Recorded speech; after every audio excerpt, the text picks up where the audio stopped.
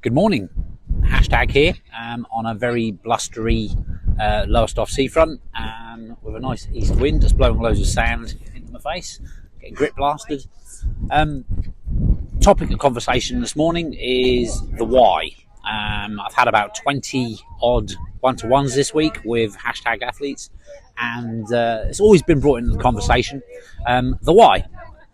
Not necessarily why we do an exercise morning, not necessarily why we're doing exercise, because we know the physiological, the health benefits, the mental benefits of actually exercising, but why are we doing these specific sessions? Now, I'm not going to chunk it down. I'm just going to say that a lot of athletes have goals, they have targets. We've already sorted the goals and the target events for next year, but some athletes are still undecided.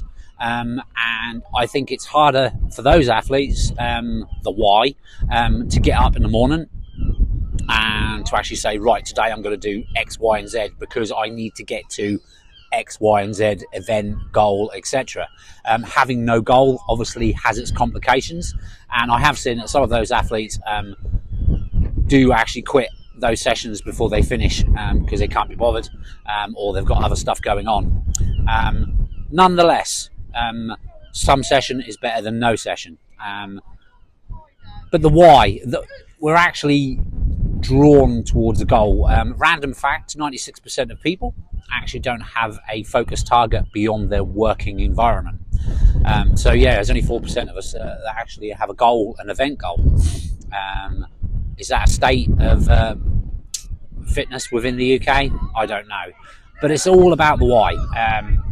We'll link that into it makes you feel great, it makes you feel better. There is no medication out there in the whole wide world that actually makes you fitter. Only exercise and movement does that. So there are a few hashtag athletes that are moving and keeping fit or trying to maintain their fitness, trying to lose a little bit of body fat, trying to get a better shape, with no particular end goal to it as such. It's just they want to feel good about themselves. So they've got their own little why. But the majority of athletes do have a goal, and they do have a target race that they're aiming for. Me included. I'm got 2 sticks at the moment. I'm rehabbing from an operation, some of you might know. I'm about 9 weeks post-op, and I'm struggling a little bit with that, but I've got it in my head every day I wake up. I've got the why. Why am I getting on the indoor trainer and just spinning my legs? Because I know it's good for rehab. Why am I going to the gym? Because I know it's good for rehab. And why am I swimming quite a lot at the moment? Because I can't ride a bike a lot, and swimming is where I lost a few of my races in 2025. So I'm going to try and improve my swim to actually be at least on par with those who actually won my age group or won the events.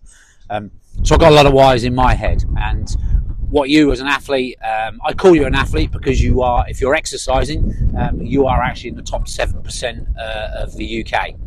So I'm going to call you athletes, but you athletes out there, you've got your own why. Some people, it's you've had recent bereavement, you've got a new job, you're moving house, you've got a young family. There are stresses that you need to just, put to one side, go do a workout, and come back, put the world to rights, so to speak, come back and actually feel better about yourself and crack on with the day involved.